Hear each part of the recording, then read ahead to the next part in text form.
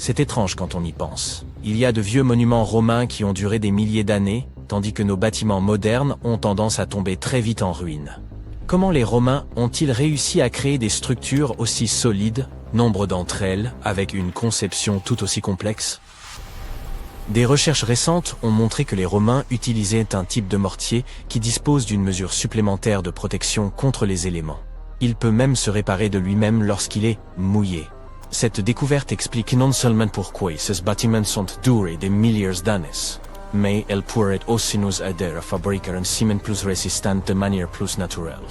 Une étude récente montre que les Romains utilisaient des cendres volcaniques dans leur mélange de mortier pour le rendre plus solide, surtout lorsqu'il était proche de l'océan où l'air est plus humide et peut naturellement causer plus de dommages. De nos jours, nous fabriquons du béton à partir de sable, de roches, d'eau et d'un type spécial de ciment appelé le ciment Portland. Ce dernier est fabriqué en cuisant du calcaire, de l'argile et d'autres substances dans des fours extrêmement chauds qui atteignent plus de 70 degrés. Certes, cela crée un mélange bien homogène, mais il se fissure facilement et parfois il ne subsiste que quelques décennies. Cet incroyable béton romain présente une autre caractéristique intéressante. Il contient de petits morceaux blancs de calcaire, appelés clastes de chaux, qui demeurent à l'intérieur du béton et ne disparaissent pas avec le temps. Au début, cela peut ne pas sembler très attrayant, car il n'est pas aussi lisse que le béton que nous utilisons aujourd'hui. Et pendant de nombreuses décennies, les spécialistes ont estimé que la présence de ces petits morceaux de chaux dans le béton était néfaste en supposant qu'elle rendait les bâtiments moins résistants.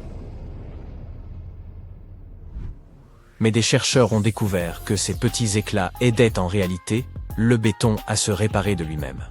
J'aimerais pouvoir me réparer aussi facilement. Ils ont remarqué que lorsque le béton se lézardait, il semblait magiquement remplir ses fissures d'une substance appelée carbonate de calcium, présente dans les clastes de chaux. Les Romains fabriquèrent leur béton en mélangeant du sable, des cendres volcaniques et de la chaux brûlée, puis en ajoutant de l'eau.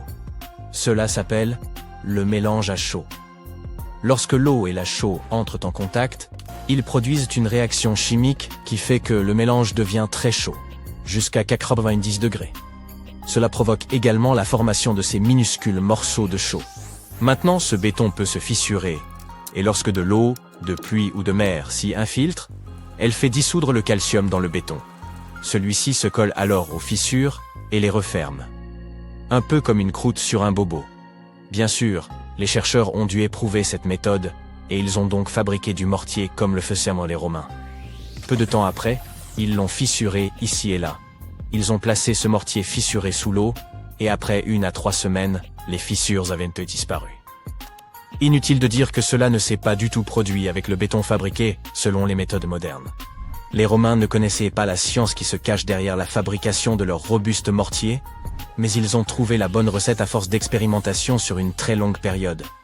Des archives anciennes montrent qu'ils ont employé cette recette pour construire des structures solides, notamment pour leurs navires, et ont continué à l'utiliser une fois qu'ils ont constaté son efficacité. Tous les bâtiments romains ne sont pas parvenus au XXIe siècle en parfait état. Le Colisée, par exemple, l'une des constructions romaines les plus célèbres au monde, était presque 2 fois plus grand qu'il ne l'est aujourd'hui. Il a subi beaucoup de dommages au fil des siècles, pour finalement atteindre la forme que nous lui connaissons aujourd'hui. N'oublions pas que c'est un bâtiment assez ancien. Sa construction a commencé en l'an 70, sous le règne de l'empereur Vespasien. Avant qu'il ne lance la célèbre marque de scooter qui porte désormais son nom. Tu sais, les Vespa? Non, je plaisante. Quoi qu'il en soit, depuis son inauguration, le Colisée a accueilli de nombreux événements, mettant en vedette les supplices des gladiators, una large eventel d'animaux exotiques aux quels ont donné l'occasion de déjeuner tous ensemble. Malheureusement, tout a commencé à se dégrader en 217, quand un incendie a frappé les hauts parapets et une grande partie de l'intérieur du bâtiment. Il aura fallu tout un siècle pour terminer de réparer ces dommages. Tristement, la forme initiale du Colisée sera perdue à jamais. Un fort tremblement de terre s'en est suivi, et ça n'a pas aidé non plus. Ce dernier s'est produit dans le sud de l'Italie en 443. À ce moment-là, une partie considérable de l'enceinte extérieure du Colisée a été endommagée. Puis bien vite, lorsque les habitants ont commencé à rencontrer des difficultés, Ils ont dû compter sur la vente de morceaux de marbre de l'ancien Colisée pour s'en sortir. Un autre tremblement de terre a eu lieu en 1349, qui a porté le coup le plus dévastateur au Colisée. C'est à ce moment-là que le côté sud du bâtiment s'est totalement effondré. Il a alors commencé à ressembler davantage au bâtiment que nous pouvons aujourd'hui admirer dans la capitale italienne. Tout n'est pas si mal, cependant. Certaines pierres qui avaient été ébranlées du Colisée ont été utilisées pour reconstruire d'autres monuments célèbres de Rome. Donc, d'une certaine façon, la partie manquante du Colisée ne manque pas du tout. Elle a juste été recyclée, dans toute la ville. Un des bâtiments qui présente des morceaux de pierre de l'ancien Colisée n'est autre que le Palazzo Venezia, un musée local.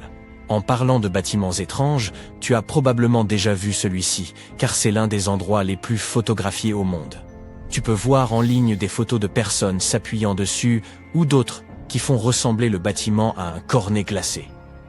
Ce célèbre monument italien est, l'as-tu deviné? Oui, la tour de Pise, et on dirait qu'elle est à 2 doigts de se répandre sur le sol. Si tu veux un jour la visiter, tu devras te rendre dans la ville italienne du même nom, près de la place des Miracles. Étrangement, ce bâtiment est plus célèbre pour son inclinaison gênante que pour son histoire ou sa fonction. En 1178, alors que la construction de la tour n'était pas encore achevée, les gens ont réalisé que le bâtiment commençait déjà à pencher, et c'était avant même qu'on ait atteint le 3e étage. Ils ont rapidement compris que ça n'avait rien à voir avec les plans du bâtiment ou les matériaux utilisés. Tout cela se produisait en raison du sol meuble et mouvant qui se trouvait sous la construction. De nos jours, nous savons que placer un bâtiment sur un sol composé d'argile, de sable fin et de sédiments n'est pas la meilleure idée. Mais à l'époque, les gens ne savaient pas comment déterminer cela avant de construire quoi que ce soit. Avançons rapidement de quelques siècles, et il est devenu clair que cette tour de 55 mètres n'est pas seulement penchée. Elle tombe, et à un rythme considérable, de 2 mm par an. Cela peut ne pas sembler beaucoup, mais multiplie ça par des centaines d'années. Et, eh bien, regarde simplement les photos et tu comprendras. Cette tour penchée instable est aujourd'hui inclinée de près de 5 mètres par rapport à son axe. Alors, pourquoi ne s'est-elle pas complètement écroulée? Eh bien, principalement à cause de la physique. Son centre de gravité continue d'être situé dans la base de la structure, donc elle est plutôt bien ancrée. Elle est aussi constamment surveillée par les autorités locales pour s'assurer de préserver ce bâtiment unique aussi longtemps que possible. Le Panthéon est un autre très bon exemple de la façon dont les Romains comprenaient l'architecture. Il est également situé à Rome et a été initialement construit pour faire office de temple. La construction elle-même a été faite de mortiers de différentes épaisseurs et possède également une forme intéressante. À l'époque, les Romains croyaient que la terre était un disque qui était couverte par un ciel en forme de voûte. Donc, ils ont modélé le Panthéon en suivant cette idée. La lumière entrait dans le temple au travers d'un trou dans le dôme, se reflétant sur le sol et les murs, et montrant la course du soleil. C'est également l'un des monuments romains antiques les mieux conservés. Il n'est donc pas étonnant que de nombreux autres bâtiments aient été conçus pour lui ressembler. Rien qu'aux États-Unis, le Capitole, le Jefferson Memorial et la National Gallery de Washington sont tous censés avoir été inspirés par cette construction antique. Les archéologues viennent de mettre au jour les vestiges d'une cité perdue depuis des millénaires, dissimulée dans le sud-est de l'Europe. Ils étaient convaincus qu'il ne s'agissait que d'un ancien avant-poste défensif, mais de nouvelles fouilles bouleversent radicalement cette interprétation. Ils estiment désormais que ce site pourrait être la cité perdue de Lyncus, capitale de l'ancienne Lyncestide liée à Alexandre le Grand, l'homme qui transforma l'histoire. Les ruines se situent près du petit village de Tsornobuki, en Macédoine du Nord. Des mentions existent dès 1966. Mais les recherches sérieuses n'ont débuté qu'il y a une quinzaine d'années. Au départ, seuls quelques vestiges avaient été repérés, et l'on pensait à un simple poste avancé chargé de surveiller les Romains venant de l'Ouest. Mais une équipe de scientifiques y est récemment retournée avec des équipements de pointe et a démontré que ce lieu n'était pas un modeste avant-poste. En explorant le sous-sol, les chercheurs ont établi que l'acropole, colline plane dont le sommet supporte les ruines, possédait assez de salles et d'infrastructures pour abriter une véritable ville à l'intérieur des remparts. Le site couvre environ 28 000 m² et près de 10 000 habitants y vivaient à son apogée. Ils ont aussi mis au jour un atelier textile et de nombreux objets. dont une monnaie à l'effigie d'Alexandre le Grand, des haches, des pièces de jeu, une lampe à huile et une petite poterie ornée d'un cœur. L'une des découvertes les plus remarquables est un billet de théâtre en argile réutilisable, caractéristique de la Macédoine du Nord. Cela suggère fortement la présence d'un théâtre, probablement installé dans l'un des grands édifices. Les spécialistes pensaient autrefois que la cité remontait au règne du roi Philippe V. Mais désormais, grâce à la monnaie et surtout aux outils anciens, ainsi qu'aux fragments de poterie mis au jour, ils estiment que des populations pourraient y avoir vécu dès l'âge du bronze, entre 3300 et 1200 avant notre ère. La Lincestide et l'ensemble de la Haute-Macédoine connaissaient un climat rude, marqué par des hivers froids et pluvieux et des étés brûlants. L'existence y était difficile et se résumait souvent à une lutte pour la survie. Les habitants de la région étaient principalement des pasteurs nomades, contraints de se déplacer au fil des saisons. Ils parcouraient le territoire avec leurs troupeaux de bovins, de chèvres et de moutons, à la recherche des pâturages les plus favorables.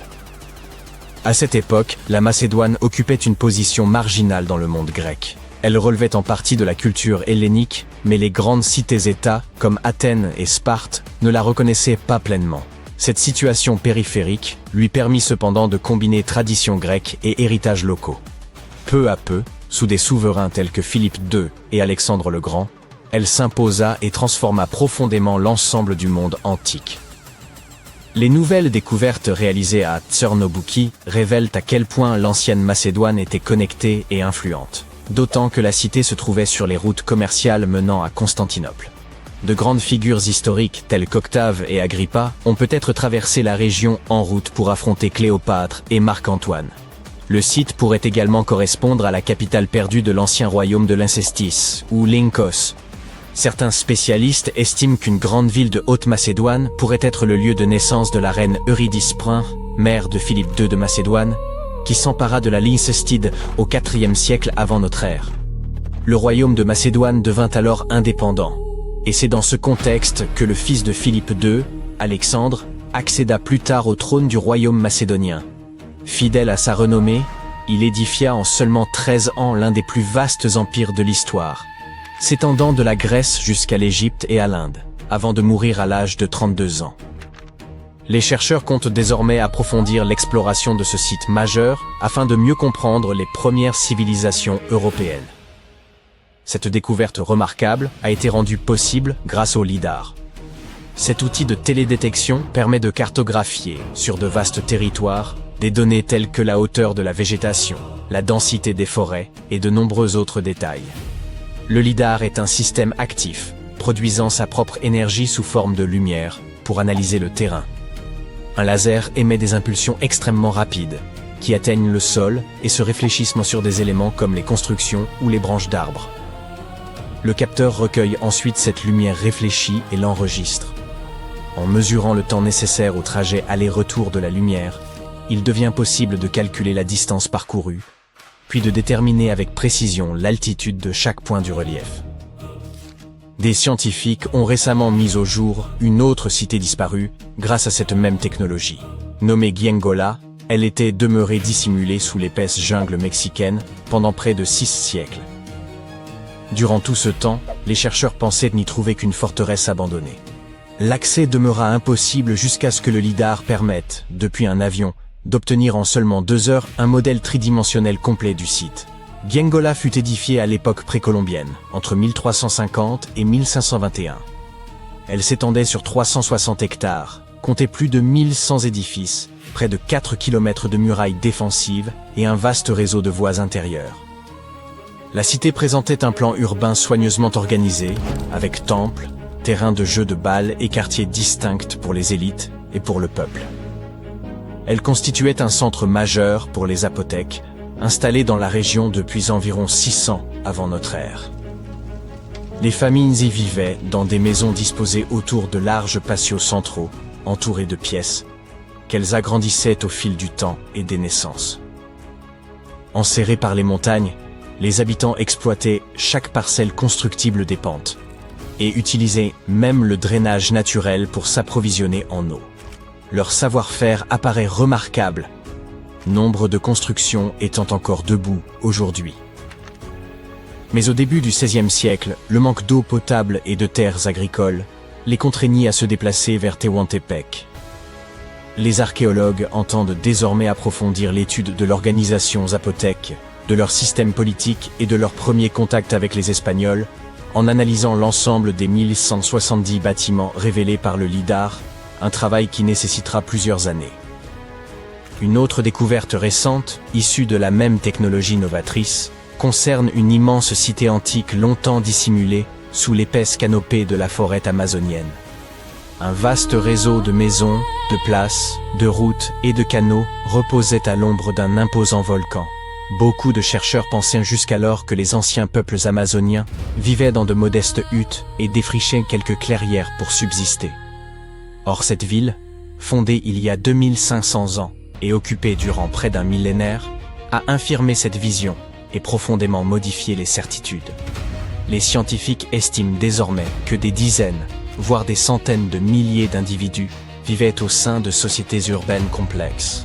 Les relevés ont révélé 6000 plateformes rectangulaires d'environ 20 mètres sur 10 et hautes de 2 à 3 mètres, groupées autour de places centrales, reliées par des routes parfaitement rectilignes et des axes se croisant à angle droit. L'une de ces voies atteignait 26 km.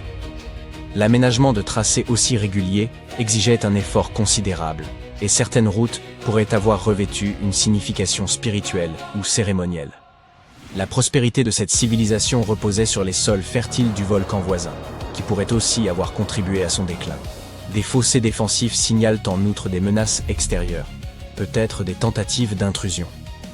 Les chercheurs s'apprêtent maintenant à étudier les 300 km² adjacents, afin de mieux comprendre cette société étendue et complexe, susceptible d'avoir dépassé en ampleur les célèbres civilisations mayas du Mexique et d'Amérique centrale.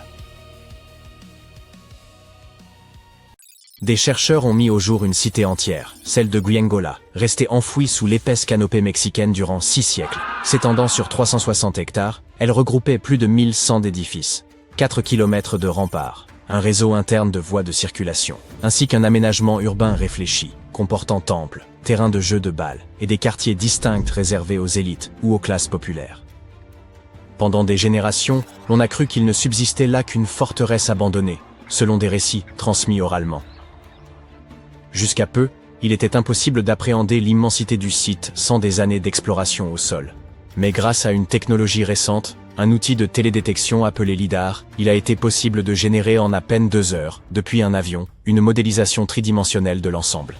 Guyengola fut édifié entre 1350 et 1521. Ce site revêtait une importance capitale pour les Zapotèques, peuple implanté dans la région depuis environ 700 avant notre ère. Les familles y cohabitaient dans des demeures organisées autour d'un vaste patio central bordé de pièces. À mesure que les foyers s'élargissaient, de nouvelles chambres étaient ajoutées, faisant évoluer l'architecture domestique. Les analyses ont démontré que dirigeants et habitants de conditions modestes œuvraient de concert à l'essor de la cité. En raison du relief montagneux environnant, ils surent exploiter intelligemment les pentes naturelles pour y implanter leurs constructions, favorisant ainsi l'écoulement des eaux pluviales. Cette ingéniosité a permis de garantir la solidité et la pérennité des habitations, dont bon nombre demeurent encore debout aujourd'hui. Au cœur de la cité se dressent 2 pyramides, sans doute consacrées aux rites et cérémonies que les prêtres accomplissaient en l'honneur de leurs dieux. Les offrandes étaient déposées sur les autels, tandis que le public se rassemblait sur 2 places aujourd'hui affaissées. On y trouve également un palais comportant 64 pièces, dont certaines soutenues par des colonnes circulaires, réparties sur plusieurs terrasses inclinées. On y trouve des patios desservis par de nombreux escaliers, tous reliés entre eux. L'outil de télédétection a également révélé un promontoire circulaire, aménagé sur un affleurement rocheux naturel, qui permettait aux Zapotèques de voir leurs ennemis s'approcher de loin. Les chercheurs ont aussi identifié 2 structures circulaires, probablement conçues pour l'observation astronomique et la mesure du temps. Ils ont aussi mis au jour plusieurs tombes, attestant la présence d'un cimetière urbain.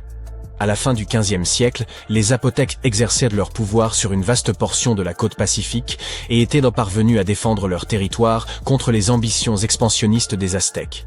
Ils réalisèrent un exploit quasi inespéré, tenir bon durant un siège de 7 mois à Guyengola et en sortir victorieux. Après cette victoire, ayant conservé leur domination sur le sud mésoaméricain, les Zapotèques n'avaient plus besoin de demeurer à Guyengola. Si les montagnes offraient certains avantages, l'accès à l'eau douce et à des terres fertiles pour l'agriculture s'avérait essentiel. La petite ville de Tehuantepec, située à 19 km à peine, réunissait ces conditions. Ils s'y établirent donc peu avant l'arrivée des Espagnols, en 1521. Avec le temps, les pratiques culturelles des Zapotèques commencèrent à décliner. Leur civilisation ne s'éteignit toutefois pas totalement. Aujourd'hui encore, plus de 3000 Zapotèques résident dans l'état mexicain d'Oaxaca, où ils continuent de perpétuer leur langue et leurs traditions. La création du modèle 3D de cette cité perdue ne constitue qu'une étape préliminaire dans la recherche. Les archéologues espèrent que les études à venir permettront de mieux comprendre l'organisation politique et sociale des Zapotèques, la manière dont ils administraient leur cité, ainsi que la nature de leurs échanges avec les Espagnols à leur arrivée. Ils projettent d'examiner les 1170 structures révélées par le balayage LIDAR, ce qui nécessitera plusieurs années. Plutôt que de fouiller le sol, ils auront recours à des technologies non invasives afin d'explorer la ville sans en altérer les vestiges. Grâce à cette même technologie, les scientifiques ont pu révéler l'existence d'une vaste cité ancienne enfouie sous le dense feuillage de la forêt amazonienne. Un ensemble structuré de maisons, de places, de routes et de canaux reposait dans l'ombre d'un imposant volcan. Pendant des siècles, nombre de chercheurs ont cru que les peuples amazoniens vivaient dans de modestes huttes, ne défrichant que de petites parcelles pour subsister. Or, cette cité, édifiée il y a 2500 ans et occupée durant un millénaire, nous prouve le contraire. Les experts estiment que des dizaines, voire plusieurs centaines de milliers de personnes vivaient au sein de sociétés urbaines complexes. Le balayage de la région a permis d'identifier 6000 plateformes rectangulaires, chacune mesurant environ 20 mètres sur 10 et s'élevant à une hauteur de 2 à 3 mètres. Ces constructions étaient regroupées autour de places centrales, avec des routes rectilignes aux angles droits parfaits, connectées par des sentiers. L'une d'elles atteignait même 26 km de long. La réalisation de voies parfaitement droites exigeait davantage que le simple suivi du relief naturel.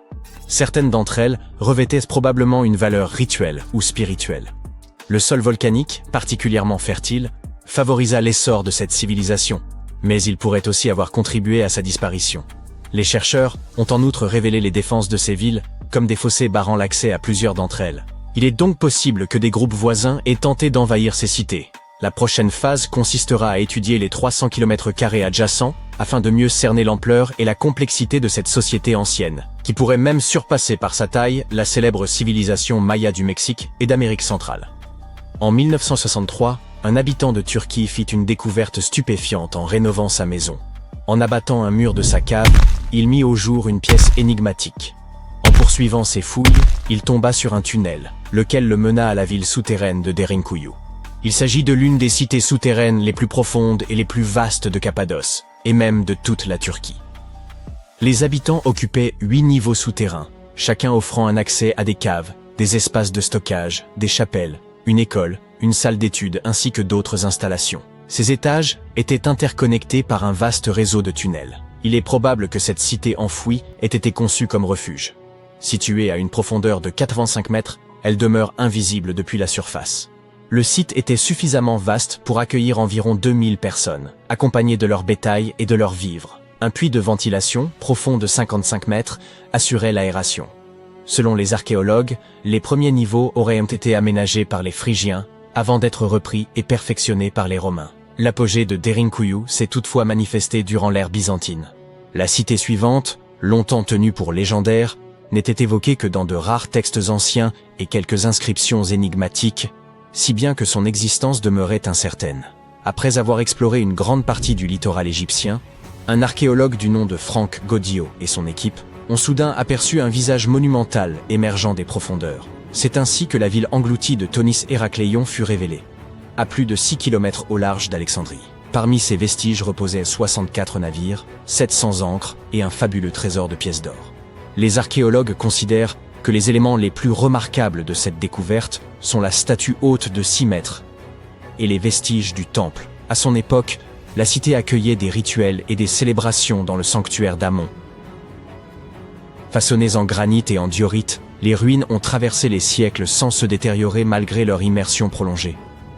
Elles offrent aujourd'hui un aperçu précieux de la vie, 2300 ans plus tôt, dans l'un des carrefours commerciaux les plus importants du monde antique.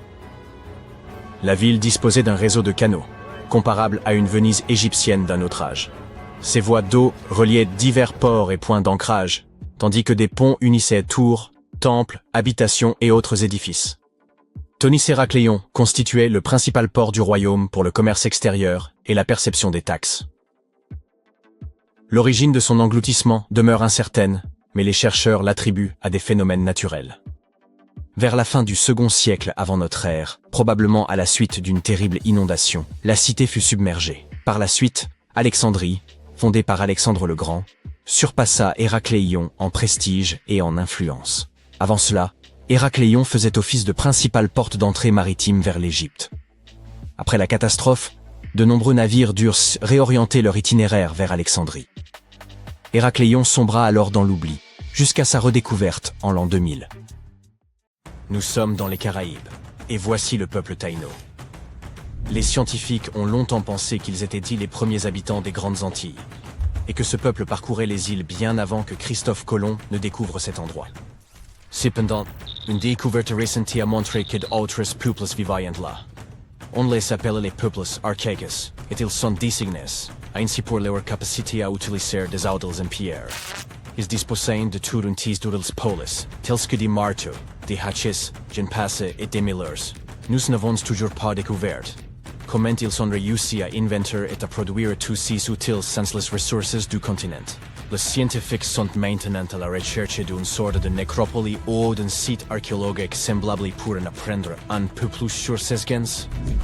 Un autre site curieux a été découvert il y a quelques années non loin de la Floride. Celui-ci est également précolombien, mais il semble que ses habitants aient été plus intéressés par la mode que par les outils en pierre. Les chercheurs ont découvert un ensemble de 37 anneaux en coquilles de huîtres. De nombreux foyers possédaient ces anneaux, et leurs occupants produisaient des perles à partir des coquilles de créatures marines.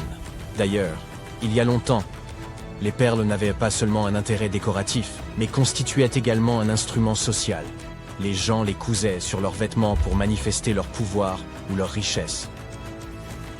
Parfois, les archéologues parviennent à découvrir des villes entières. C'est exactement ce qu'a fait Eleni Korka, une archéologue grecque. Elle a trouvé la ville perdue de Tenay en 2018. Ce n'était pas une heureuse coïncidence. Toute la recherche aura pris pas moins de 34 ans. Par ailleurs, Tenay était même considérée comme une ville mythique. La cité de Tenay fut fondée par les Troyens et les textes anciens affirmaient qu'elle était immensément riche. Yup, il semble que ces textes indiquent vrai. Les archéologues ont découvert environ 200 pièces de monnaie sur le site. Des bijoux ont également été retrouvés. Par exemple, un anneau de fer orné d'un sceau. Ils ont également trouvé une pièce d'or qui aurait servi à payer le voyage vers l'au-delà. Car oui, les gens de cette culture croyaient en l'existence de l'au-delà et qu'il leur fallait payer le billet pour y accéder. Les sols en terre cuite, en pierre et en marbre découverts, nous aident à imaginer à quoi ressemblaient leurs habitations. Ah, et les archéologues y ont aussi trouvé des vases, bien entendu. L'un des premiers exemples d'art créés par l'homme se trouve dans la grotte d'Altamira, dans le nord de l'Espagne. Les peintures d'une grotte paléolithique sont assez particulières, parce qu'elles ne sont pas monochromes, mais présentent plusieurs couleurs combinées. Pourtant, ces premiers chefs-d'œuvre sont restés longtemps cachés. Ils n'ont été découverts qu'en 1868, et cette grotte est aujourd'hui inscrite au patrimoine mondial de l'UNESCO.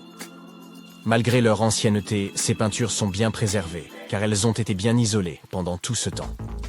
Comme la galerie était située au plus profond d'une grotte, il était presque impossible que des phénomènes climatiques extérieurs affectent ces chefs-d'œuvre préhistoriques. Nous sommes à présent en Angleterre, en 2009. Et voici Terry Herbert, membre du club de recherche et de détection de métaux de Bloxwich. Un jour, il inspectait nonchalamment des terres agricoles labourées dans le Staffordshire avec son détecteur de métaux. Il espérait sans doute trouver quelque chose de spécial. Mais je parie qu'il ne s'attendait pas à ce sur quoi il est tombé. Il a découvert une chose que les archéologues considéreraient plus tard comme le plus grand trésor d'orfèvrerie anglo-saxonne jamais mis au jour. Il existe une liste des objets découverts. Mais si je commence à te la lire, ça va nous prendre bien trop longtemps. Pour faire court, les archéologues ont retrouvé pour 5 kilos d'or, plus d'1 kilo d'argent et environ 3500 bijoux. Il n'est pas étonnant que cette découverte soit surnommée le trésor de Staffordshire Hoard. Le Birmingham Museum et plusieurs musées de poterie se sont cotisés pour racheter l'ensemble de la collection pour plus de 3 millions de livres. Les messages dans une bouteille sont un phénomène culturel célèbre que l'on voit souvent dans les films. Mais il s'avère que cette méthode de conservation des lettres est tout à fait efficace. Les manuscrits de la mer morte en sont la preuve. Dans les années 1940, des bergers bédouins ont découvert dans une grotte 7 manuscrits contenus dans des jarres d'argile. Il a été établi que ces rouleaux avaient environ 2000 ans, mais ces manuscrits n'étaient que le début d'une série de grandes découvertes. Les Bédouins ont revendu ces manuscrits, mais les gens ont continué à en trouver d'autres.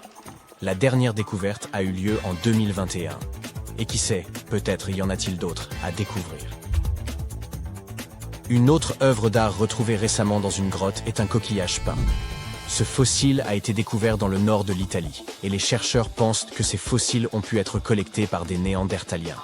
Cette découverte est curieuse pour une raison. On pense que les Néandertaliens étaient tout à fait primitifs. Mais ce coquillage tend à prouver le contraire. En 2004, Robert Muckle, professeur d'archéologie, a entendu parler d'un site particulier caché dans les forêts montagneuses de la côte nord de la Colombie-Britannique. Muckle savait que quelques vieilles boîtes de conserve et une lame de scie y avaient été découvertes. On pensait que cet endroit était une sorte de camp de bûcherons, mais des fouilles approfondies, qui auront duré 14 ans, ont révélé autre chose. En fait, il ne s'agissait pas d'un camp de bûcherons, mais d'une colonie japonaise depuis longtemps disparue. Les archéologues y ont découvert environ 1000 objets, bols à riz blancs et bleus, théières, montres de poche, bouteilles de saké et boutons de chemise. Les poteries n'étant pas très bien conservées, ils n'ont retrouvé que quelques centaines de fragments. Dans l'une de ses interviews, Muckle a mentionné qu'ils avaient également mis au jour les vestiges d'un bain public. La communauté qui vivait là était assez réduite, puisqu'on n'y a retrouvé que 14 maisons tout au plus. Les archéologues pensent qu'ils ont pu vivre ici en secret. Au fil des siècles, les préférences des hommes ont évolué. La mode a bien évidemment changé, nos maisons aussi, sans parler de nos technologies. Mais il y a une chose qui est restée la même, notre amour pour la bonne chair. Des archéologues sont parvenus à découvrir quelques-uns des plus anciens restes de la nourriture favorite de l'homme. En inspectant des poteries anciennes, ils ont réussi à déceler des traces des mets les plus appréciés, datant d'environ 2000 avant notre ère. Toutes celles espèces in siècle, et devinent de quelle nourriture il s'agissait. Non, ce n'était pas de la pizza ou des pites, mais del huile d'olive. Et ce n'est pas tout, des chercheurs égyptiens ont découvert une substance grumeleuse dans d'anciennes jarres, qui s'est avérée être du fromage. Il datait du XIIIe siècle avant notre ère. J'imagine que ça ne sentait pas la rose, puisque ce fromage est estimé à plus de 3000 ans et qu'il était infesté de bactéries. Fait intéressant, ce fromage devait être tout à fait exquis. Après l'avoir analysé, les scientifiques sont arrivés à la conclusion qu'il avait été conçu avec différents laitages. Ils avancent que les anciens utilisaient un mélange de lait, de vache et de brebis ou de chèvre. Tu t'es probablement dit, bon, vous avez parlé de l'huile d'olive et du fromage, mais qu'en est-il du pain? Bien sûr, le pain est indissociable de la quasi-totalité des cultures, et différents peuples ont eu leur propre type de pain. Il existe d'ailleurs des preuves scientifiques que le pain a été l'un des premiers mets que l'homme a appris à cuisiner. Une équipe d'archéologues a retrouvé un pain vieux de plus de 400 000 ans, 14 400 pour être précis. Ce qui est étrange, c'est qu'à l'époque, les gens ne connaissaient pas l'agriculture. Ils n'étaient que des chasseurs-cueilleurs. Et techniquement, ce vieux pain précède l'âge de l'agriculture de 4000 ans. Eh oui, il y a encore beaucoup à apprendre sur l'ancien monde. Et voici le... Non, pas le soleil de la chanson des Beatles, mais voici l'info bonus. D'accord, il s'agit bien des Beatles. Je sais, il ne remonte pas à si longtemps. Le groupe a été formé en 1960. Mais toutes nos informations n'ont pas besoin de remonter à plusieurs milliers d'années pour être cool. En 1966, les Beatles ont interprété en direct leur chanson Paperback Writer lors de l'émission Top of the Pops. Pour une raison obscure, la BBC a négligé d'enregistrer la performance, et tous les fans étaient persuadés qu'elle était perdue à jamais. Sauf que non. Il s'est avéré que David Chandler, un fan du groupe, avait enregistré l'émission avec son propre équipement. Cet enregistrement a été longtemps oublié et a... Si vous imaginez les peuples néolithiques occupés uniquement à chasser ou à cueillir, détrompez-vous. Ces ancêtres de l'actuelle Espagne s'employaient déjà à édifier des ouvrages qui semblaient impossibles pour leur époque, tels que le dolmen de Menga. Cette impressionnante structure de pierre se dresse à Antequera, une cité parfois qualifiée de cœur de l'Andalousie, dans le sud de la péninsule ibérique. Cette région est précisément l'endroit où l'héritage néolithique côtoie encore les traces romaines et mauresques, façonnant une architecture et un paysage singuliers. Le dolmen de Menga est un monument âgé d'environ 5700 ans, ce qui signifie qu'il fut érigé à une époque dépourvue de véritables technologies d'ingénierie. Il fait partie des 3 structures mégalithiques d'Antequera, aux côtés du dolmen d'El Romeral et du dolmen de Viera. Toutefois, le dolmen de Menga demeure l'un des plus fascinants, puisqu'il fut le premier construit, vers 3800 avant notre ère. L'ensemble atteint près de 27 mètres de longueur, 6 mètres de largeur et 3 mètres de hauteur. Des décennies durant, des chercheurs en ont examiné la structure, et voici ce que leurs travaux ont révélé. Mettons une chose au clair, les mégalithes sont des édifices composés de blocs de grande taille, présents dans le monde entier. La majorité fut érigée en Europe à la fin de la préhistoire, où l'on compte plus de 35 000 structures de ce type. Le terme provient du grec ancien, mêlant méga, qui signifie grand, et lithos, désignant la pierre.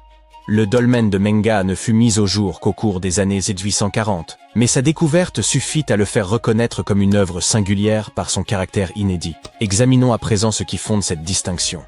Le simple fait que Menga subsiste depuis près de 6 millénaires atteste que ses bâtisseurs maîtrisaient parfaitement leur entreprise. Pour commencer, ces artisans demeurés anonymes acheminèrent d'immenses blocs depuis les carrières du Cerro de la Cruz, situé à environ 1 km du monument actuel.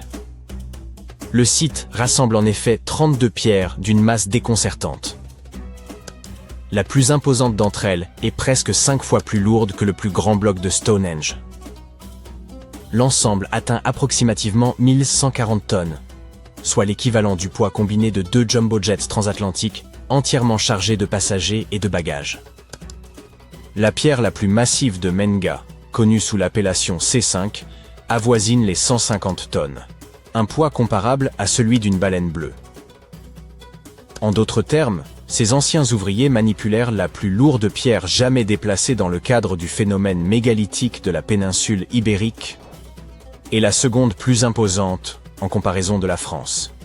Si vous vous posez la question, la première place revient à un gigantesque monolithe de 330 tonnes utilisé pour ériger le grand menhir brisé d'Ergra dans le Morbihan.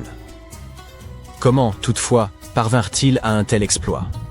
Leur premier défi consistait à choisir avec soin les roches destinées à la construction. Les spécialistes estiment que le bâtisseur privilégia des calcarénites et des calcirudites, roches tendres ou modérément tendres, probablement sélectionnées parce qu'elles s'ajusteraient plus aisément avec le temps. Il leur fallut ensuite déplacer ces colosses. L'hypothèse la plus cohérente suppose qu'ils aménagèrent un parcours de transport, recourant à des échafaudages, des cordes et à la seule gravité pour réduire la friction. Lors des descentes, les ouvriers devaient contrôler avec exactitude l'accélération et le point d'équilibre de chaque bloc. Souvenez-vous qu'ils utilisèrent des roches tendres. La moindre manœuvre exigeait donc une prudence extrême avec les cordes. Les chercheurs avancent qu'ils durent également fabriquer des traîneaux pour y installer les pierres. Et pourtant, ce transfert colossal ne constitue pas leur plus grande prouesse. Comme vous pouvez le voir, ils conçurent un édifice destiné à tenir debout durant des siècles. Cela tient surtout au fait que les bâtisseurs de Menga mirent en œuvre des techniques élaborées pour préserver la structure de l'érosion. Pour rappel, un dolmen est un temple mégalithique à chambre unique ou un lieu de sépulture. La plupart se composent de 2 ou plusieurs monolithes dressés soutenant une grande dalle horizontale, souvent appelée table. La majorité des dolmens remontent au néolithique tardif et se rencontrent en de nombreux points du globe, de la Turquie à l'Angleterre, en passant par l'Indonésie, l'Espagne ou encore le Brésil, sans que la liste soit exhaustive. Dans le dolmen de Menga, les chercheurs estiment que les bâtisseurs déployèrent des précautions particulières pour imperméabiliser l'ensemble. Les pierres verticales formant les parois ne furent pas disposées perpendiculairement, mais inclinées vers l'intérieur selon un angle d'environ 84 à 85 degrés, rendant la partie supérieure de la chambre plus étroite que sa base et lui conférant ainsi une forme trapézoïdale. Ces blocs s'appuyaient aussi latéralement les uns sur les autres et ce choix ne relevait en rien du hasard. Les constructeurs durent recourir à des instruments relativement sophistiqués, tels que des niveaux et des équerres, afin de garantir une précision extrême des angles. Un chercheur compara même cette entreprise à l'assemblage d'un gigantesque puzzle de Tetris, où la moindre erreur était presque impossible à corriger tant les pierres étaient lourdes à déplacer. Pour obtenir une inclinaison si subtile, les bâtisseurs durent aménager de profondes cavités de fondation destinées à accueillir les blocs. Ces ancrages leur permirent de contrôler avec exactitude le positionnement millimétrique des pierres afin qu'elles s'emboîtent véritablement les unes dans les autres. Le point culminant résidait littéralement dans les pierres de fait. Une fois ces dalles massives posées, l'ensemble formait une boîte compacte.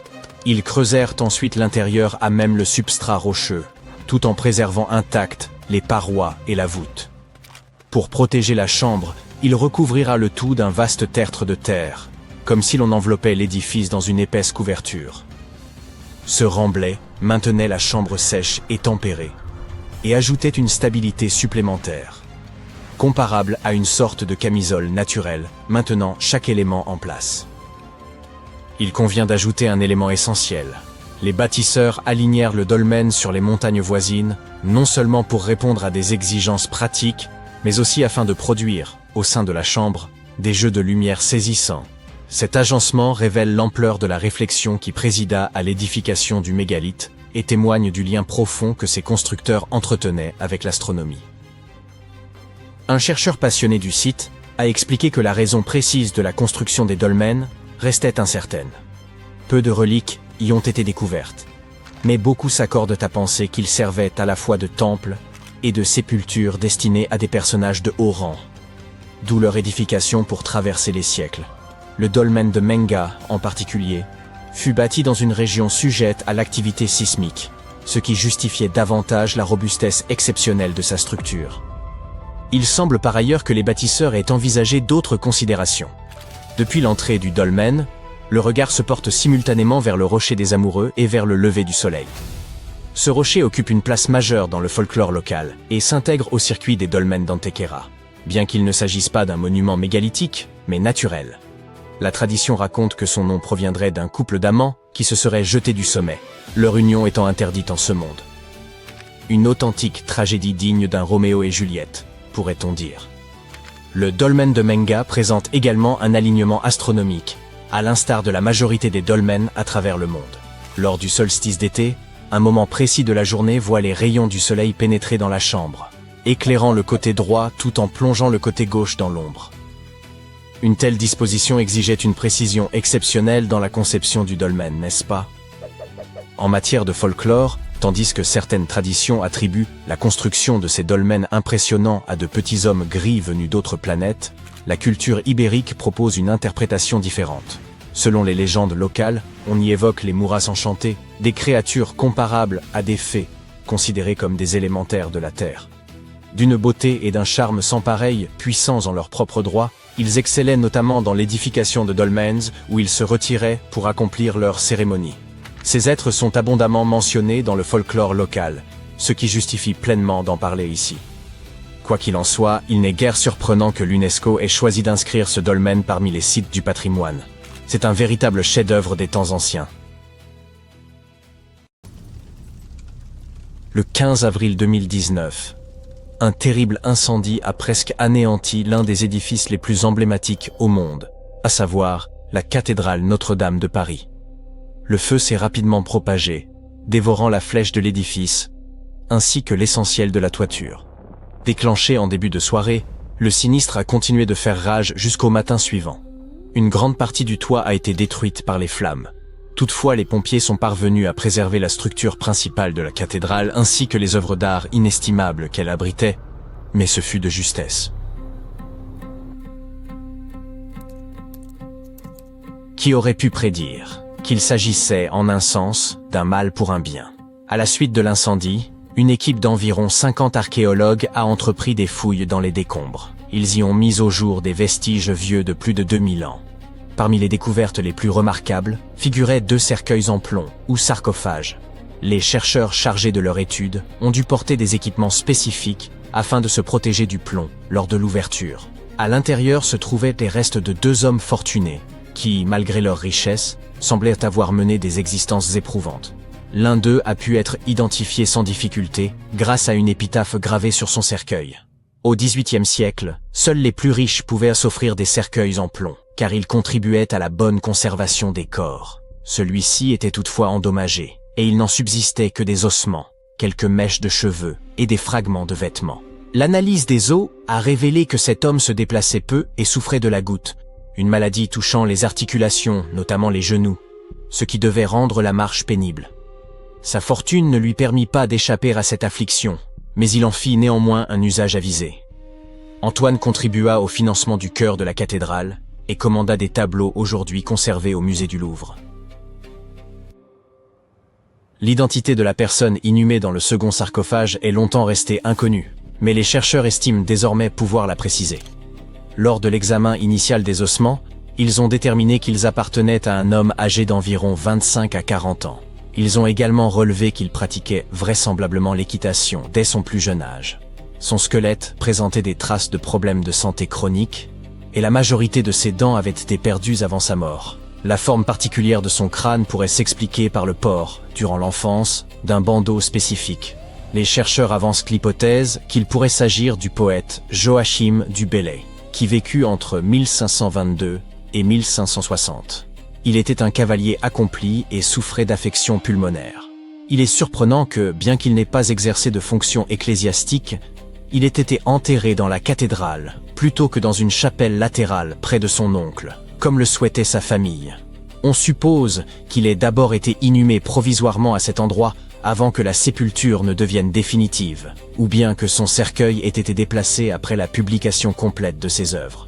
Seule une analyse ADN permettrait de confirmer formellement son identité, et le mystère reste donc entier pour le moment. L'incendie a également permis d'élucider un autre mystère de Notre-Dame, la manière dont des murs aussi fins peuvent soutenir une voûte si élevée. À son achèvement, la cathédrale était l'édifice le plus haut jamais construit depuis la pyramide de Khéops, avec des voûtes culminant à 32 mètres, soit environ la hauteur d'un immeuble de 10 étages. Le sinistre de 2019 a mis au jour un secret dissimulé dans l'épaisseur des murs, des milliers d'agrafes en fer. Chacune mesure entre 20 et 50 cm, soit la longueur d'une règle, et pèse entre 1 et 4 kg. Avant l'emploi du fer, les bâtisseurs inséraient des tiges de bois entre les murs afin de stabiliser l'ensemble. Mais le bois est moins résistant et se brise plus facilement. Le fer en outre se dissimule plus aisément dans la maçonnerie, donnant à la cathédrale l'apparence d'un édifice soutenu, comme par enchantement. Ce principe de squelette de fer s'est révélé si efficace que d'autres églises, comme les cathédrales de Beauvais, de Chartres ou de Bourges, l'ont adopté à leur tour. D'ailleurs, Notre-Dame aurait pu disparaître complètement au XIXe siècle. La cathédrale était à ce moment dans un tel état de délabrement que les autorités de la ville ont brièvement envisagé sa démolition. C'est alors que Victor Hugo, passionné d'architecture, a contribué à sauver la cathédrale grâce à son roman Notre-Dame de Paris. L'ouvrage a rencontré un franc succès, et le public a redécouvert l'intérêt et la beauté de cette construction médiévale, qui a ensuite été restaurée. Une équipe d'artisans a consolidé les éléments existants et ajouté de nouveaux ornements, parmi lesquels une flèche de 750 tonnes, des statues en cuivre et les 56 chimères. Les gargouilles devenues emblématiques de Notre-Dame n'étaient pas présentes à l'origine non plus. La construction de la cathédrale s'est étendue sur près de 2 siècles, période durant laquelle le style gothique s'est imposé. Ainsi, lorsqu'elle a été achevée, Notre-Dame était déjà ornée de dizaines de ces créatures mythiques sculptées dans le calcaire. Leur rôle était avant tout utilitaire. Détourner l'eau de pluie loin des murs et des fondations, afin de protéger l'édifice contre l'érosion. En 1926, un ouvrage intitulé « Le mystère des cathédrales » a été publié à Paris par un certain Fulcanelli. Il avançait l'idée que les secrets de l'alchimie étaient dissimulés directement sur les murs de Notre-Dame. Cette discipline ancienne, parfois évoquée dans des œuvres de fiction comme la saga d'Harry Potter. L'alchimie ne constitue pas une science au sens strict, mais de nombreux historiens de l'art s'accordent aujourd'hui à considérer Notre-Dame comme un véritable texte alchimique gravé dans la pierre. Sur le toit de l'une des tours, la tour nord, se trouve une figure sculptée qui ne représente pas un saint, mais un alchimiste. Celui-ci arbore un bonnet phrygien, signe d'appartenance à l'hermétisme, un courant consacré à l'étude de savoirs secrets. À l'entrée principale de la cathédrale se dresse le grand portail dit du jugement dernier. Selon l'auteur du livre, ce portail recèlerait des indices relatifs à la pierre philosophale que les alchimistes pensaient capables de transformer les métaux ordinaires en or et d'accorder l'immortalité. Au centre du portail figure une femme tenant une échelle à 9 barreaux, appelée « échelle du philosophe » et censée symboliser les 9 étapes nécessaires à l'accomplissement de l'œuvre alchimique. De nombreux bas-reliefs en pierre ornent également l'édifice. L'un d'eux représente un homme tenant un bouclier marqué d'un caducée, symbole du dieu Hermès et du mercure, élément fondamental de l'alchimie. Dans la mythologie, ce bâton possédait le pouvoir de ramener les morts à la vie. 12 sculptures des apôtres décorent aussi les arcs latéraux du portail. L'un d'eux désigne un ange, lequel pointe vers la rive gauche de la Seine, ce que certains interprètent comme un indice sur l'emplacement de la pierre philosophale. Un aigle, sculpté sur le même portail, indique la même direction et symbolise, lui aussi, la capacité de transmutation des métaux en or. Les portes principales de Notre-Dame sont ornées de décors en fer d'une complexité qui impressionne encore aujourd'hui. Elles paraissaient donc presque irréalisables au Moyen-Âge, à une époque dépourvue de nos machines modernes. Selon une légende, cette ferronnerie aurait été réalisée par un jeune ferronnier nommé Biscornet. Il aurait consacré des mois à ce travail éprouvant avant que les motifs en fer ne soient enfin achevés et installés sur les portes de la cathédrale. À leur découverte, les spectateurs eurent peine à croire qu'une telle œuvre puisse être l'œuvre d'un simple mortel. Beaucoup affirmèrent qu'il avait conclu un pacte avec le diable, d'autant que les arabesques semblaient informer le nombre 666. Le fait que son nom signifie « à deux cornes » ne fit qu'alimenter les soupçons. Peu de temps après la pose des portes, Biscornet mourut, épuisé par le stress et l'ampleur de l'effort fourni. Pour nombre de Parisiens, cela confirmait les rumeurs. Ils pensaient qu'une entité sombre et surnaturelle était venue réclamer son âme en paiement du marché conclu pour créer ces portes extraordinaires.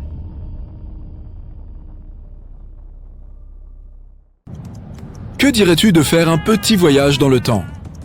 Nous allons plonger dans l'histoire de la forêt amazonienne pour percer le mystère de ces cités perdues. Prends ton spray anti-moustique et embarque avec nous. La forêt amazonienne est la plus grande forêt tropicale au monde. L'environnement qui y règne peut être extrêmement difficile pour la vie humaine. Pourtant, la légende veut que l'Amazonie ait abrité des colonies tentaculaires dotées de richesses incommensurables. Cela pourrait-il être vraiment le cas ? Ou n'est-ce rien d'autre qu'une lubie de notre imaginaire collectif ? La légende d'Eldorado est peut-être le mythe à l'origine de tout cela. Lorsque les conquistadors européens ont entamé leur exploration des Amériques au cours du XVIe siècle, la rumeur s'est répandue qu'une civilisation amazonienne avait pour coutume de peindre leur chef en or en guise d'offrande aux puissances divines. La légende del Hombre Dorado, alias l'homme doré, s'est rapidement diffusée en Europe. Les explorateurs se sont enthousiasmés à l'idée de découvrir une quantité infinie d'or quelque part au fin fond des jungles d'Amérique latine. Et, comme tu peux l'imaginer, les expéditions sur ce continent ont commencé à se multiplier chaque année. Il n'a pas fallu longtemps pour que les explorateurs découvrent cette civilisation. Ce peuple était connu sous le nom de Muiscas et résidait en actuelle Colombie près du lac Guatavita. Le peuple Muisca avait pour tradition de peindre son chef, appelé le Zipa, en or de la tête aux pieds. Au cours d'une cérémonie religieuse, le Zipa plongeait dans les eaux, répandant de la poussière d'or dans tout le lac. Pour les Muiscas, c'était une façon d'honorer et de rendre grâce aux puissances cosmiques auxquelles ils croyaient. Lorsque les explorateurs européens ont entendu parler de cette pratique, ils ont été stupéfaits. Pour eux, l'or était essentiellement synonyme de richesse et était employé à des fins commerciales. Ceci leur a laissé imaginer que le peuple Muisca devait jouir de véritables montagnes d'or, cachées quelque part au fin fond des jungles pour l'utiliser avec autant de largesse. C'est ainsi qu'est née la légende d'Eldorado. Ce qui était autrefois la pratique del Hombre Dorado a voyagé de bouche à oreille jusqu'à devenir Eldorado, une ville fictive qui était réputée pour abriter de faramineuses quantités d'or. La quête de cette cité perdue a conduit les Européens à dépenser d'immenses sommes d'argent pour arpenter la forêt amazonienne. Malheureusement pour eux, toutes ces expéditions sont revenues bredouilles. Enfin, pour celles qui sont revenues. Maintenant, faisons un bond au début des années 1900. En Angleterre, la Royal Geographical Society, une prestigieuse institution britannique, recherchait quelqu'un qui soit prêt à se rendre en Amérique latine pour tracer la frontière entre le Brésil et la Bolivie. Plus précisément, la partie de cette frontière qui repose au cœur de la forêt amazonienne. Un certain Percy Fawcett, passionné d'Amérique latine, s'est volontiers proposé pour s'acquitter de cette tâche. Il est important de noter que la forêt amazonienne est d'une taille comparable à celle des États-Unis. Elle s'étend sur 8 pays, dont le Brésil, le Pérou et la Bolivie. Et crois-moi, s'y déplacer n'est pas une mince affaire. La jungle y est incroyablement dense. Et en plus de cela, elle abrite de terribles prédateurs comme les anacondas, les jaguars, les caïmans, les piranhas, j'en passe et des meilleurs. Mais malgré tout cela, l'aventure cartographique de Fawcett a été couronnée de succès et semble même l'avoir laissé sur sa faim. De retour en Angleterre, Fawcett s'est mis à parcourir les carnets d'autres explorateurs dans l'espoir d'en apprendre plus sur les anciennes civilisations de l'Amazonie. Il lisait des articles sur les Incas et les Mayas et les grands empires qu'ils avaient bâtis. Il pensait que si les Incas avaient été capables d'ériger un empire qui s'étendait sur 2 millions de kilomètres carrés, cela pouvait signifier que d'autres civilisations amazoniennes avaient pu y prospérer aussi. Au cours de ses recherches, Fawcett est tombé sur le rapport d'un explorateur du XVIe siècle. Celui-ci évoquait une ville au fin fond de la jungle amazonienne qui recelait une quantité inimaginable de pierreries. Une cité qui s'étendait sur 25 km sans le moindre interstice d'une maison à l'autre. Ce récit a nourri l'imagination de Fawcett jusqu'à atteindre un nouveau paroxysme. Dès ce moment, il est devenu obsédé par la recherche de ce qu'il appelait la cité perdue de Z. Pendant des années, Fawcett a exploré la forêt amazonienne, généralement à la recherche de ruines en pierre qui auraient pu indiquer des peuplements humains. Lors de ses dernières expéditions, il s'est concentré sur l'exploration de l'état du Mato Grosso, au centre du Brésil. Parti d'Europe, il s'est rendu dans la région inférieure du Rio Xingu. Le voyage jusqu'à la rivière Xingu lui prendrait environ 14 jours à pied. Ensuite, il embarquerait à bord de petites pirogues, accompagné de chefs autochtones qui connaissaient la région mieux que quiconque. La façon dont il communiquait avec les populations indigènes est encore un mystère, car il ne s'exprimait que dans des dialectes locaux. Certains chercheurs estiment que ce pourrait être la véritable raison pour laquelle il n'a jamais trouvé cette cité perdue. On pense qu'il aurait été incapable de communiquer ce qu'il recherchait avec exactitude. Et ce n'était pas là sa plus grande difficulté. Comme nous l'avons déjà établi, l'Amazonie n'est pas l'endroit le plus hospitalier pour ses visiteurs. Dans ses carnets de bord, Fawcett relate sa rencontre avec un anaconda de 18 mètres de long, à laquelle il a courageusement survécu. Il décrit des nuits blanches interminables et des réveils aux mains et aux pieds gonflés par les piqûres de moustiques. Certains de ses pairs affirmaient qu'il était aussi invincible qu'infatigable. Mais le jour est venu, lors de sa 8e expédition, où il n'est jamais rentré chez lui. Fawcett a disparu sans laisser la moindre trace. Certains soupçonnent même qu'il était sur le point de toucher au but. Le jour même de sa disparition, il a envoyé une lettre optimiste à sa femme disant qu'il n'y avait pas à s'en faire. Et qu'il se lançait dans une ultime recherche dont il était absolument certain. La tentative ratée de Fawcett pour découvrir des ruines semblait confirmer une réalité communément admise par les experts de l'époque, que cette forêt tropicale était bien trop inhospitalière pour supporter de grandes sociétés complexes, encore moins des villes. Les experts étaient convaincus que les cités perdues de l'Amazonie relevaient entièrement de la fiction.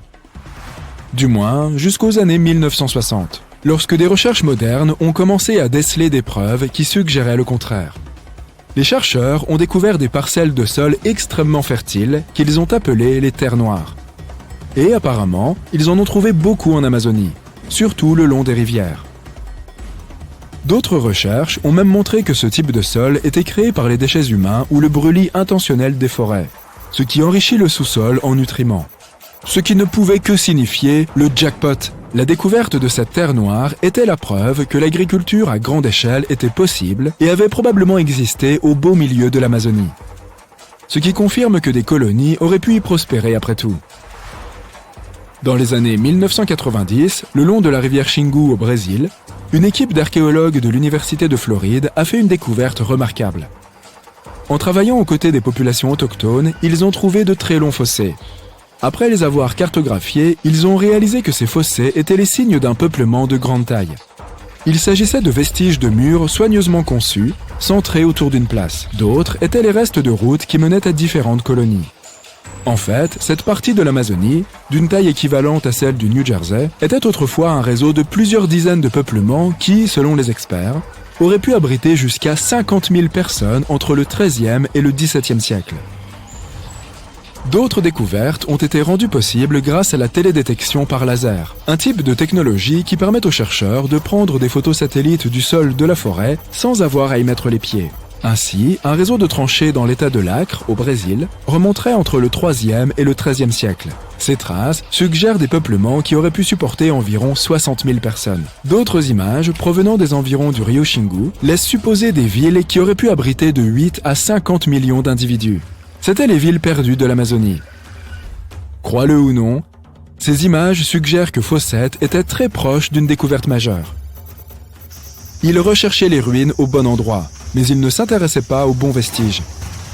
Contrairement aux villes comme Cusco, dont la pierre était le matériau de construction principal, les implantations urbaines de l'Amazonie employaient le bois et la terre pour construire leurs cités. Ces matériaux se détériorent au fil du temps et se sont probablement décomposés. Les trouver nécessitait hélas une technologie un peu plus avancée que celle dont disposait Fawcett à son époque.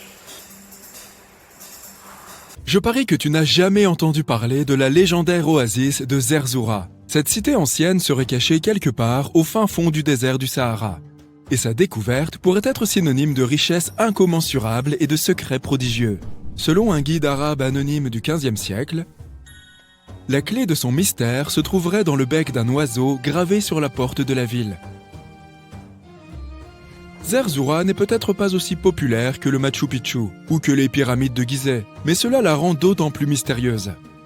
La légende veut que Zerzura ait été construite autour d'une grande oasis, quelque part dans le désert à l'ouest du Nil. Elle serait faite de pierres blanches et abriterait quantité de demeures luxueuses, chacune regorgeant d'or.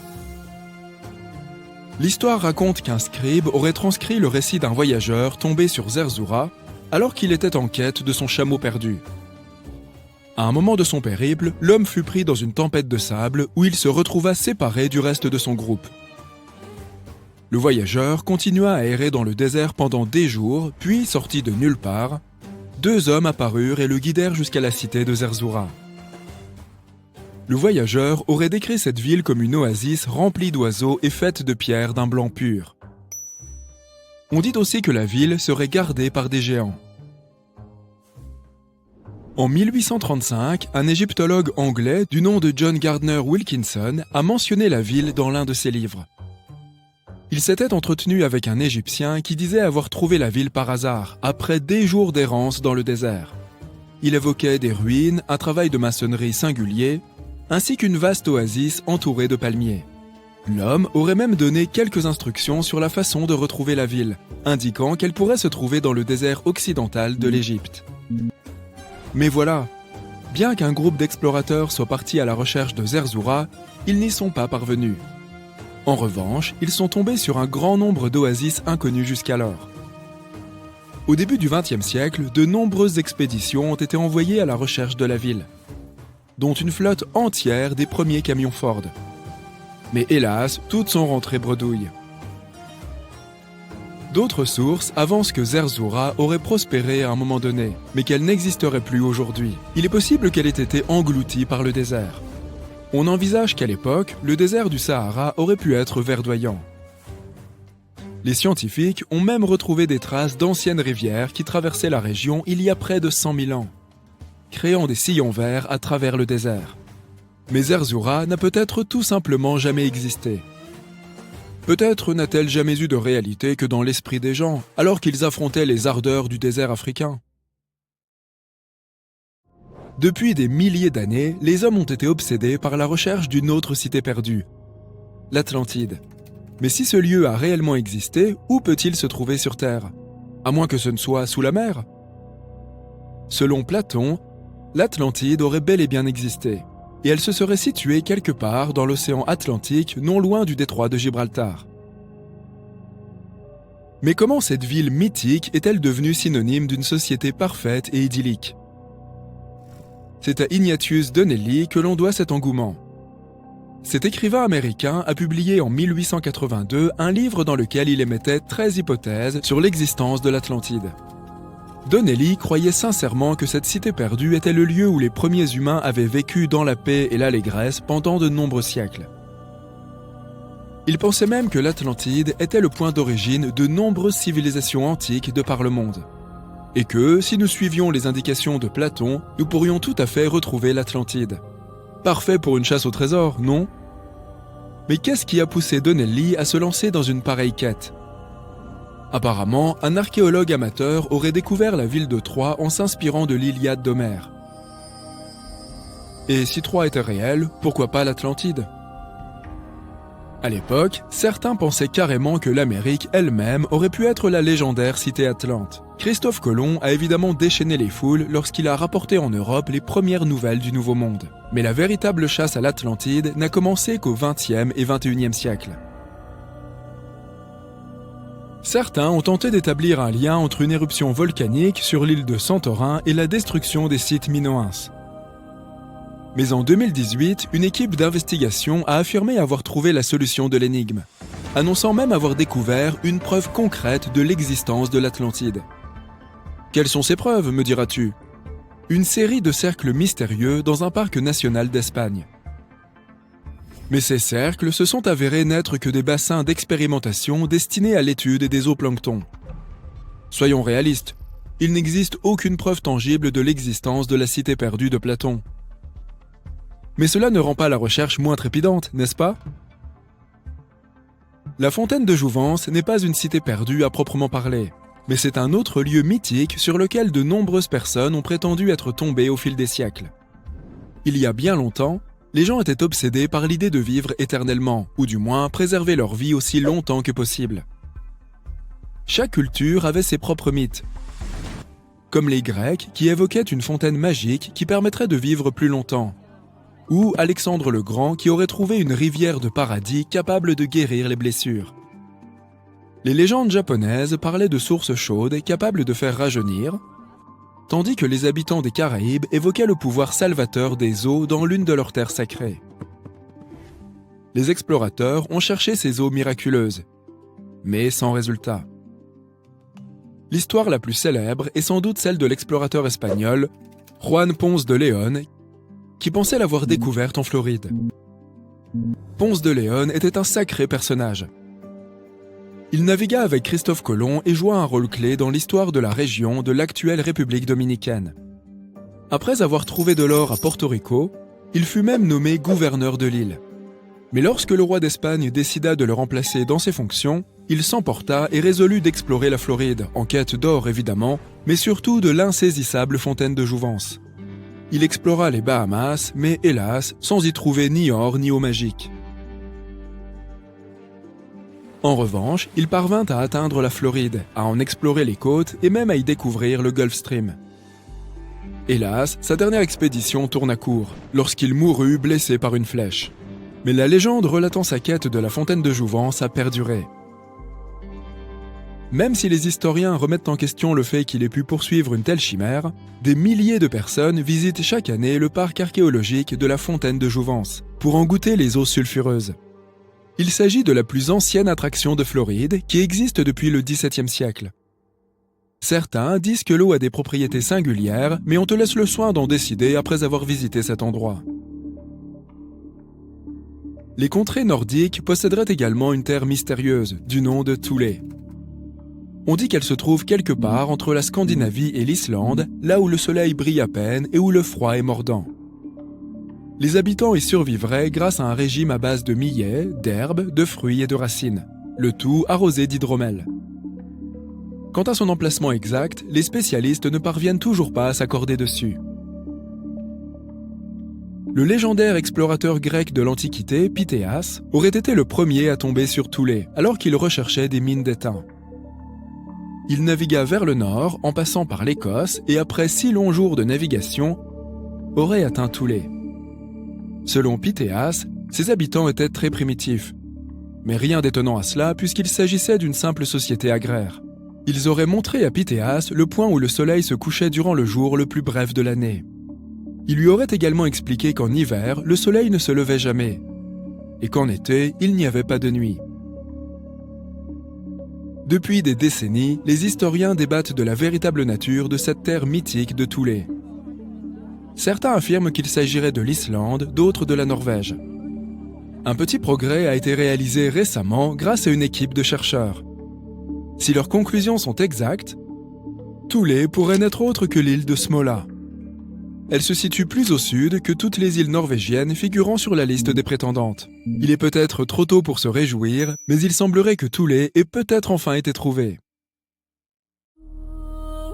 Eridu, une mégapole antérieure à la première civilisation connue.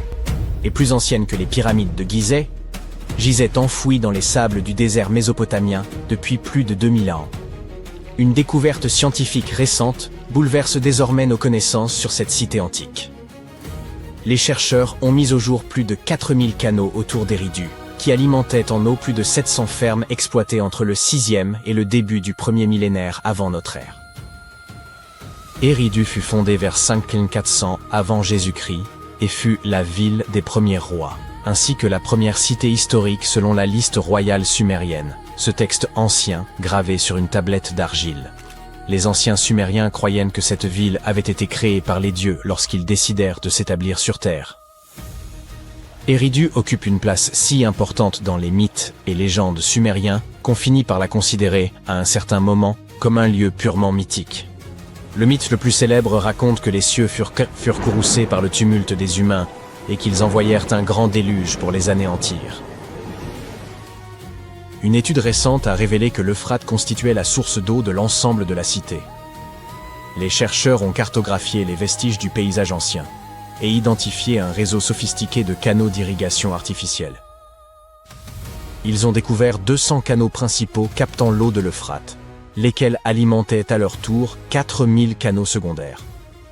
L'équipe a mobilisé images satellitaires, vues par drone, analyse des sols, anciens registres et technologies de télédétection pour en dresser la cartographie complète. Les 700 fermes bénéficiaires présentaient des superficies variées, allant de 460 à plus de 18 000 m². Les canaux principaux mesuraient de près de 1000 mètres de long, certains s'étendant sur plus de 8 km, tandis que les plus petits pouvaient n'atteindre que 10 mètres. En Mésopotamie, les rivières constituaient la principale source d'eau pour l'agriculture, obligeant les cultivateurs à maîtriser l'art d'acheminer l'eau depuis le fleuve jusqu'à leurs champs. Tout débuta par des techniques rudimentaires, telles que le creusement de petites rigoles, mais au fil des générations, ils apprirent à édifier d'immenses canaux atteignant parfois 100 km de long. L'Euphrate lui-même facilitait leurs tâches. L'eau descendait naturellement le long de ces berges surélevées, et les brèches naturelles la laissaient s'épancher sur les terres voisines. Les chercheurs ignorent à quelle époque chaque canal fut utilisé, et il paraît improbable que les 4200 canaux aient fonctionné simultanément durant cette vaste période. Eridu fut jadis un centre religieux et commercial d'une grande importance, grâce à sa position stratégique sur le golfe Persique. Son économie reposait essentiellement sur la pêche, rendue possible par les eaux de l'Euphrate. Les chercheurs y ont découvert des filets et des poids de pêche, ainsi que des ballots entiers de poissons séchés. On y a également trouvé des modèles de bateaux en roseau, première preuve matérielle connue de navires construits par l'homme.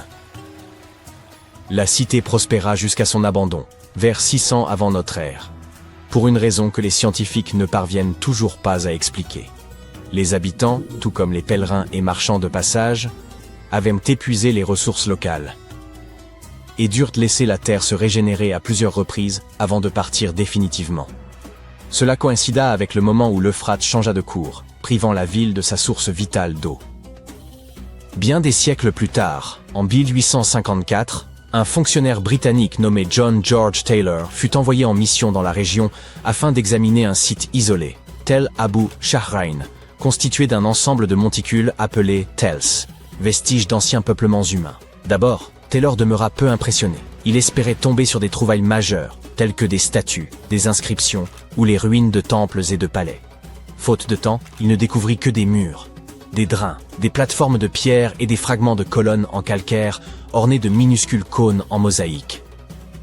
Il ignorait alors que ces monticules apparemment sans intérêt abritaient l'une des plus anciennes cités terrestres, Eridu. L'intérêt du British Museum fut immédiat, mais les premières fouilles de grande ampleur ne débutèrent qu'en 1946. Les autorités irakiennes s'y impliquèrent activement, espérant éclairer les origines les plus anciennes de l'histoire mésopotamienne. Les archéologues se concentrèrent alors sur le monticule 1, un vaste tel atteignant la hauteur d'un immeuble de 8 étages. Ils mirent rapidement au jour une portion d'une pyramide à degrés inachevés, une ziggourate datant de la fin du 3e millénaire avant notre ère. En approfondissant les fouilles, ils révélèrent des strates de vie humaine remontant de plus en plus loin dans le passé. Certaines couches appartenaient à la période d'Uruk, d'autres à une époque encore antérieure aux Sumériens, appelée protohistoire. Dans ces niveaux inférieurs, ils découvrirent plusieurs reconstructions successives du temple d'Anki, la divinité tutélaire de la cité. Ce sanctuaire fut rebâti maintes fois durant plus de 2 millénaires. Chaque effondrement donnait lieu à une nouvelle construction, plus vaste et plus majestueuse que la précédente. À partir du milieu du 4e millénaire avant notre ère, les temples d'Eridu prirent une ampleur monumentale, dépassant en sophistication toutes les réalisations humaines antérieures. Parallèlement, la société se complexifia, marquée par l'apparition de classes sociales distinctes. Finalement, les habitants cessèrent de reconstruire le temple et érigèrent, vers 2100 avant notre ère, une pyramide à degrés sur les ruines. Bien qu'Eridu eût décliné, elle conserva sans doute un rôle majeur en tant que site sacré. Les fouilles ont révélé de la poterie datant des seconds et premiers siècles avant Jésus-Christ, sans trace d'habitations alentours. Les Sumériens furent, sans conteste, un peuple d'une ingéniosité remarquable. Vers 1500 avant notre ère, ils inventèrent la charrue semoir, un instrument permettant de labourer et d'ensemencer simultanément, tiré par des bêtes de somme telles que les bœufs. Cet outil était même accompagné d'instructions précises. L'almanach du fermier sumérien prodiguait des conseils sur l'art d'accroître les récoltes grâce à un labour et une irrigation bien maîtrisée. Ces méthodes agricoles ingénieuses permirent de nourrir davantage de personnes, favorisant la croissance des cités, l'émergence d'un pouvoir organisé et un approfondissement de la vie religieuse. À mesure que leur ville prospérait, les Sumériens développèrent aussi leur savoir en écriture, en mathématiques et en spiritualité. Il y a 5000 ans, ils avaient déjà mis au point le cunéiforme, l'un des tout premiers systèmes d'écriture de l'humanité. Une autre découverte récente, issue de la même région du monde, démontre que la bureaucratie existait déjà il y a 4 millénaires. Les archéologues ont exhumé d'anciennes tablettes administratives dans une autre cité sumérienne, Girsu. Ces tablettes d'argile constituent la plus ancienne preuve tangible connue du tout premier empire au monde, l'empire d'Akkad. Elles furent retrouvées dans un bâtiment d'archives d'État en briques crues, divisé en plusieurs salles qui servaient vraisemblablement de bureaux. Avant cette découverte, le fonctionnement interne de cet empire, le premier répertorié dans l'histoire, rappelons-le, demeurait obscur. Mais, grâce aux fouilles menées à Girsu, les chercheurs disposent désormais de preuves claires et irréfutables de l'existence d'un système administratif élaboré. Ces documents consignaient tout: livraison, dépenses et inventaire, des poissons et moutons jusqu'aux grains, tissus et pierres précieuses. Ils comportent également des registres de population mentionnant les noms, âges et métiers des hommes, des femmes et des enfants. Une forme primitive de recensement. Ces données ont révélé que les femmes occupaient une place essentielle dans la société akkadienne. Certaines femmes occupèrent des positions d'influence, telles que celles de grandes prêtresses. Les tablettes révèlent aussi une large variété de métiers. Des artisans qualifiés comme les tailleurs de pierre aux travailleurs plus modestes, tels que les balayeurs des temples. Certaines contiennent même des plans de bâtiments, des schémas de champs et des cartes de canaux, preuve que l'Empire disposait d'une organisation et d'une planification très structurée. La cité finit toutefois par se révolter et conquérir son indépendance, mettant fin à 150 ans de domination akkadienne. Aujourd'hui, les chercheurs nettoient et traduisent ces tablettes pour en saisir tout le sens. Ces nouvelles découvertes remplacent les théories anciennes et offrent une vision plus exacte du pouvoir et du système administratif de l'Empire d'Akkad.